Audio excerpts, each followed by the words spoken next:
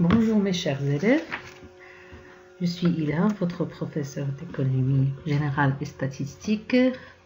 Ravi de vous présenter notre deuxième partie du premier chapitre concernant le sous-développement. Alors on va aborder dans notre séance qu'est-ce que la notion de sous-développement. Qu'est-ce que le sous-développement? Quelles sont les typologies et la pluralité des situations de sous-développement, ainsi que les théories explicatives de sous-développement. Pour la notion de sous-développement, il s'agit d'un état d'un pays caractérisé par la médiocrité de vie, du niveau de vie moyen, traduit notamment par une faible consommation alimentaire à laquelle s'ajoutent des problèmes de malnutrition et de famine, une faible espérance de vie, un taux encore élevé d'analphabétisme auquel on peut fréquemment associer une forte croissance de la population, une répartition particulière des divers secteurs de l'économie, secteur rural très important, et une composition spécifique de la balance commerciale. Pour la typologie et la pluralité des situations de sous-développement, on peut distinguer entre les pays en développement, les pays moins avancés, les nouveaux pays industrialisés. Pour les pays en développement, c'est une expression utilisée par la Banque mondiale pour désigner les pays dans lesquels le processus de développement est amorcé, même si ces pays restent sous-développés si on les compare aux pays industrialisés. Alors, ce sont des pays où la croissance est relative de leur économie. Pour le concept de sous-développement, c'est un concept qui est né au lendemain de la Seconde Guerre mondiale. Il émerge à ce moment car, après la guerre mondiale, l'Occident se rend compte de l'immense misère de plus de 2/3 de l'humanité. Les pays riches rêvent, ou du moins affiche l'ambition de faire sortir les pays sous-développés de cette misère. Aussi l'influence des pays du Nord est extrêmement forte sur les ex-pays colonisés, etc. Pour le deuxième type de sous-développement, on peut distinguer les pays moins avancés. Ils regroupent les pays les plus défavorisés pour lesquels des mesures particulières doivent être prises. Ils se caractérisent par un faible niveau de revenus par habitant, un taux d'alphabétisation inférieur à 20%, très faible poids du secteur industriel et des perspectives de développement très limitées, comme le cas des pays de l'Afrique subsaharienne, sauf bien sûr l'Afrique du Sud. Les nouveaux pays industrialisés, ils regroupent les 4 dragons de l'Asie, la Corée du Sud, Taïwan, Singapour, ainsi que Hong Kong, l'Argentine. Ces pays se caractérisent par un rythme de croissance élevé, poids important de l'industrie dans le PIB, un degré d'ouverture sur l'extérieur élevé, etc. Pour les pays émergents, ce sont des pays qui ont un taux de croissance économique élevé, comme le cas du Brésil, la Russie, l'Inde, la Chine, etc. Passons maintenant aux indicateurs du sous-développement. On peut distinguer entre 3 types de critères, ou bien indicateurs de sous-développement. Il s'agit des critères économiques, des critères humains, ainsi que des critères sociaux.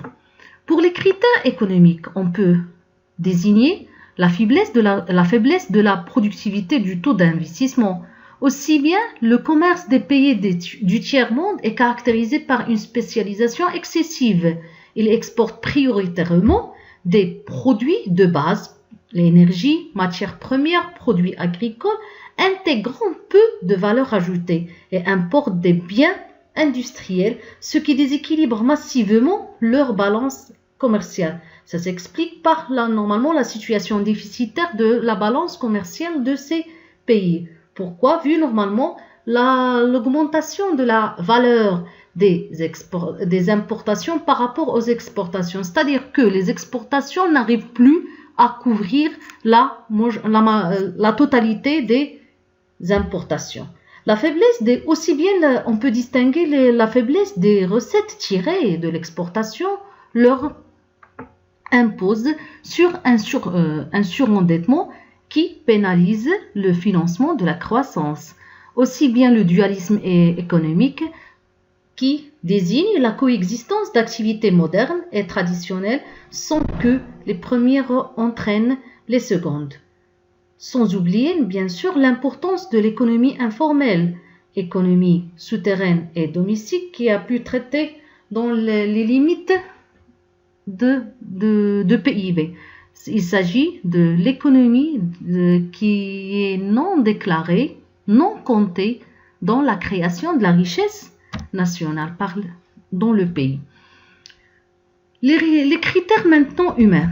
Il s'agit de la grande majorité des pays pauvres souffrent encore du phénomène de la surnatalité, problèmes de transition démographique, aussi bien de mortalité infantile qui y est élevée et l'espérance de vie mais faible, vu normalement la médiocrité des conditions sanitaires dans le pays. Aussi bien les critères sociaux. Là, on distingue entre une forte croissance démographique et une population jeune, ce qui caractérise normalement la pyramide des âges des pays arabes, des pays africains. Le dualisme social qui s'explique par l'inégale répartition des patrimoines et des revenus. Aussi, les problèmes urbains, normalement manque d'infrastructures, l'élimination des déchets, l'approvisionnement, l'apparition normalement du chômage, l'insécurité liée à la forte croissance de la taille des villes du fait de l'exode rural. L'insuffisance de la couverture sanitaire, vu normalement le manque de personnel soignant, la carence en services cliniques, aussi bien la faiblesse du taux de la scolarisation ainsi que d'alphabétisation, l'apparition du chômage et normalement l'existence des régimes politiques souvent plus autoritaires que dans les pays industrialisés. Maintenant, les théories explicatives du sous-développement, c'est-à-dire pourquoi, quelles sont les causes du sous-développement, autrement dit, pourquoi les pays aujourd'hui sont sous-développés, sont-ils sous-développés? Alors, pour traiter normalement ces théories, on peut distinguer deux types de facteurs, ou bien deux types de causes, les facteurs internes ainsi que les facteurs externes. Les facteurs internes sont traités par l'américain Rostov. C'est théoricien qui traite normalement les étapes de la croissance expliquée par le développement est un retard de développement. C'est-à-dire, quelle est la relation entre ces étapes on va savoir quelle est la relation entre ces étapes ainsi que le sous-développement. Alors, Rostov a dit que les pays sous-développés aujourd'hui doivent passer par ces 5 étapes pour arriver au développement. Les 5 étapes sont les suivantes. La société traditionnelle, les conditions préalables au démarrage, le décollage, aussi bien le progrès vers la maturité, ainsi que l'ère de la consommation de masse. Pour traiter concernant la première étape, il s'agit de la société traditionnelle. Cette société, cette phase est caractérisée par la prédominance de l'activité agricole et que par perspective de changement sont nulles. Cette phase se caractérise par la prédominance de l'activité agricole vivrière, c'est-à-dire pas d'activité agricole destinée au marché. Donc, on produit la production agricole sera destinée à l'autosatisfaction normalement des des citoyens. Deuxième étape, les conditions préalables au démarrage. Cette phase se caractérise par l'émergence de l'idée de changement ainsi que les conditions favorables au progrès, c'est-à-dire l'apparition de l'épargne et l'investissement qui va augmenter. Alors cette phase se caractérise surtout par l'apparition normalement des entreprises innovatrices. Là, à titre d'exemple, les pays en développement. Troisième étape, c'est le décollage. Il se caractérise par un taux de croissance élevé avec un taux d'investissement de 5 à 10%, la création d'industries motrices susceptibles d'entraîner l'apparition d'industries d'amont et d'aval et la mise en place rapide d'un appareil politique, social, institutionnel, axé vers le développement afin que le taux de croissance de l'économie puisse par la suite rester constant. Cette phase est considérée comme étape décisive. Pourquoi décisive? Parce qu'on ne peut pas revenir à une étape précédente. Elle se caractérise par l'accroissement et la levée des obstacles qui s'opposent à la croissance. La quatrième étape est le progrès vers la maturité. C'est une période de progrès soutenu au cours de laquelle la croissance gagne l'ensemble des secteurs de l'économie et on assiste à une mise en œuvre plus générale des techniques modernes. Elle se caractérise par un accroissement du taux d'investissement, une diversification de la production, la structure de la population active se modifie, c'est-à-dire devient de plus en plus qualifiée, aussi l'évolution de la notion d'entreprise. Alors pendant cette étape, les investissements continuent à s'accroître en enregistrant des taux très élevés. Cette étape connaît aussi l'apparition des secteurs économiques nouveaux. Arrivons à la dernière étape, l'ère de la consommation de masse. C'est une étape qui se caractérise par l'apparition de la production de biens de consommation durable et les services deviennent progressivement les principaux secteurs de l'économie. Les objectifs de la société évoluent vers la consommation et le bien-être, d'où la recherche de la puissance et de l'influence extérieure, la création d'un État-providence, l'élévation des niveaux consommation. Alors pour Rousseau, chaque pays doit, pour se développer, chaque pays doit obligatoirement passer de ces cinq étapes. De nombreuses critiques ont été formulées à l'encontre du schéma de Rostov. Pour certains, ce schéma présente un caractère universel, en ce sens qu'il s'applique indifféremment à toutes les sociétés sans tenir compte de leurs spécificités. Aussi, il apparaît également que les limites entre les diverses étapes sont assez floues, certaines caractéristiques se retrouvant à l'intérieur de phases différentes. Enfin, la dernière étape, objectif du processus de développement, est entièrement calquée sur la situation des États-Unis au cours de la décennie 60. Est-ce le seul horizon possible du développement? On s'interroge bien sûr. Les autres facteurs, deuxième type de facteurs, il s'agit des facteurs externes. On distingue entre la théorie de l'échange inégal et aussi bien la théorie centre-périphérie ainsi que le blocage de la croissance. Pour la première théorie, il s'agit de l'apport d'Emmanuel, l'échange inégal. Selon Emmanuel, le commerce international serait un processus d'exploitation des pays pauvres par les pays riches. En effet, les exportations des pays développés à destination des pays en développement incorporent moins d'heures de travail que les importations en provenance de ces mêmes pays, du fait d'une production plus élevée. Cet échange inégal entraîne un transfert de valeur et un surprofit, puisqu'on vend à l'extérieur plus cher qu'on lui achète. Automatiquement, on va réaliser un surprofit.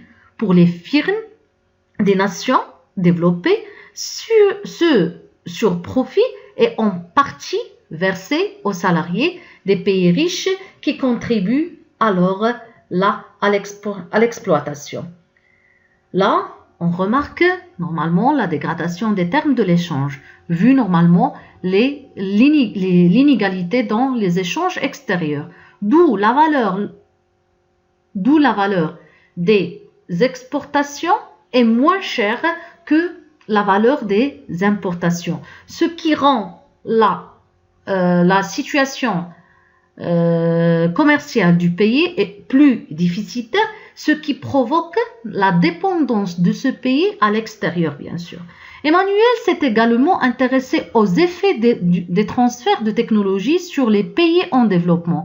La dépendance de ces pays n'est pas une cause, mais une conséquence du sous-développement. L'indépendance de ces pays ne sera effective que lorsqu'ils disposeront des technologies des pays développés. Les firmes internationales ont alors un rôle positif à jouer. Au contraire, un développement autocentré ne peut qu'accroître le sous-développement, bien sûr. Deuxièmement, les rapports centre-périphérie expliqués par Samir Amin. Le système économique mondial se fonde sur une opposition irréversible d'intérêts entre les pays développés qui présentent le centre et les pays de tiers-monde qui présentent la périphérie. La périphérie. La périphérie désigne donc l'ensemble des pays en voie de développement par opposition au centre des pays industrialisés avancés. C'est-à-dire que le sous-développement est expliqué par la dépendance des pays de périphérie, bien sûr, aux pays du centre.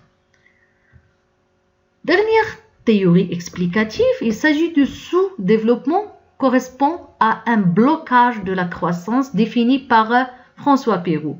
C'est une explication du sous-développement par à la fois des facteurs internes et des facteurs externes. Selon François Pérou, le sous-développement correspond à un blocage de croissance résultant de la domination des pays développés. Le sous-développement des uns serait la conséquence du développement des autres. Le sous-développement se caractérise par un dualisme économique et social, une coupure, une fragmentation des structures économiques et sociales en deux groupes séparés, opposition entre un secteur moderne et un secteur traditionnel, dans l'agriculture comme dans l'industrie, opposition entre les villes et les campagnes, c'est-à-dire normalement une situation paradoxale entre les deux catégories de l'industrie ou bien deux catégories deux organisations qui va augmenter ou bien élargir normalement un trou qui va provoquer la dépendance de ce pays à l'extérieur. Maintenant, on passe aux stratégies sectorielles de développement comme solution normalement de situation de sous-développement. On peut distinguer entre deux types de stratégies, les stratégies d'industrialisation ainsi que les stratégies agricoles. Pour la première, on distingue entre trois types d'industrialisation. L'industrialisation par substitution aux importations, l'industrialisation par industrie industrialisante ou bien l'industrialisation par promotion des exportations. Pour la première, l'industrialisation par substitution aux importations. Cette stratégie se caractérise à un objectif de promouvoir une industrie nationale qui puisse satisfaire les besoins préalablement satisfaits par des importations. C'est-à-dire, on vise à satisfaire la demande locale ou bien les besoins locaux afin de remplacer les importations, afin de faire diminuer la valeur de ces importations. Aussi bien l'État finance des investissements d'infrastructures et assure la protection du marché intérieur pour présenter des opportunités pour encourager les productions, pour promouvoir les importations. Aussi, une fois le marché intérieur satisfait, les pays doivent choisir entre s'orienter vers l'exportation, soit mener le même processus dans le reste du système industriel. Parmi les limites ou bien les inconvénients qu'on peut citer à propos de cette stratégie, on peut citer la protection élevée et permanente à contribuer à maintenir des coûts de production élevés, une productivité faible et à réduire toute concurrence. Aussi, la remontée vers l'amont d'une filière est rendue délicate en raison du coût des techniques à acquérir. Deuxième type maintenant de stratégie, il s'agit de l'industrialisation par industrie industrialisante. Certaines industries sont susceptibles d'assurer la propagation du processus d'industrialisation à l'ensemble de l'économie. Ces industries sont les industries de base, comme la chimie, la sidérurgie, la mécanique, etc. L'État est le principal acteur de cette stratégie du fait de l'importance et du coût des investissements dans ces branches. Il s'agit de faire renforcer les industrialisations lourdes, de les faire protéger, de les faire renforcer afin de s'accroître. Les limites maintenant de cette stratégie, les investissements dans ces industries entraînent une dépendance technique et financière vis-à-vis de l'étranger. Aussi bien les coûts de production sont très élevés en raison de la taille réduite des marchés intérieurs, l'effort consacré entraîne parfois le sacrifice d'autres activités telles que l'agriculture ou le développement d'industries légères. Troisièmement, l'industrialisation par promotion des exportations ou industrie par substitution aux exportations. Au contraire de notre première stratégie, dans celle-là, on va veiller sur le remplacement, bien le renforcement des exportations. C'est-à-dire, l'objectif est de remplacer les exportations de produits primaires par les exportations de produits plus élaborés. Afin de faire quoi? Afin de faire augmenter la valeur ajoutée de nos exportations, de remplacer les produits bruts, la matière brute par les produits finis ou bien semi-finis afin de faire augmenter leur valeur ajoutée, afin de faire remédier la situation déficitaire du pays, commercial du pays. L'État doit aider à la réalisation de cette stratégie par une politique de subvention à l'exportation. Les firmes multinationales peuvent fournir le capital et les marchés permettant d'écouler la production. Les limites maintenant, le pays doit être en mesure de posséder un avantage comparatif dans un créneau particulier pour arriver bien sûr à pratiquer cette industrialisation. La pratique de la division internationale du travail risque de faire marginaliser les entreprises de ces secteurs à un rôle de sous-traitance. Oui. Le transfert des ressources à l'étranger est contestable lorsque les besoins internes ne sont pas satisfaits. Deuxième type de stratégie, il s'agit des stratégies agricoles. On peut distinguer entre la réforme agraire ainsi que la révolution verte. Pour la première, la réforme agraire, c'est un processus de redistribution ou de déconcentration de la terre. Des réformes agraires ont eu lieu dans de nombreux pays au monde. La Révolution française a été suivie d'une réforme agraire. Au-delà d'une redistribution de la terre, c'est la démocratisation du moyen de production qu'est la terre qui est en jeu. Le Brésil est le deuxième pays au monde pour la concentration des terres après le Paraguay où de nombreux grands propriétaires sont brésiliens. Les objectifs de cette réforme, c'est de donner un accès plus équitable à la terre en réduisant la concentration foncière pour réduire la pauvreté et le nombre de sans terre. Aussi bien promouvoir la justice sociale en donnant des droits de propriété au plus grand nombre et aussi de faire promouvoir le développement rural en favorisant l'agriculture familiale.